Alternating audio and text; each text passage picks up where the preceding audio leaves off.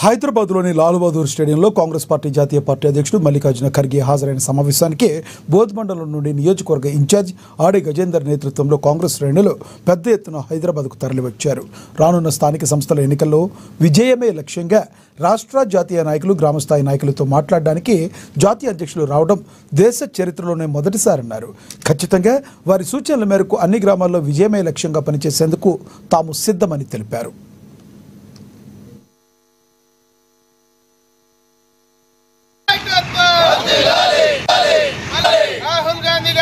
తెలంగాణ రాష్ట్రంలో స్థానిక సంస్థల ఎన్నికలకు సమర సంకారం పూరిస్తూ మా జాతీయ అధ్యక్షులు మల్లికార్జున ఖర్గే గారు నేరుగా గ్రామ స్థాయిలో ఉన్నటువంటి గ్రామ అధ్యక్షులతో మాట్లాడడం దేశ చరిత్రలోనే ఒక జాతీయ పార్టీని ఈ రకంగా నిర్వహించడం మొదటిసారి. దీనికి సంబంధించి మా ప్రియతమ నాయకులు మహేష్ కుమార్ గౌడ్ గారు, ముఖ్యమంత్రి రేవంత్ రెడ్డి గారి నాయకత్వంలో మేమంతా ఎల్బీ స్టేడియానికి తరలిస్తున్నాం.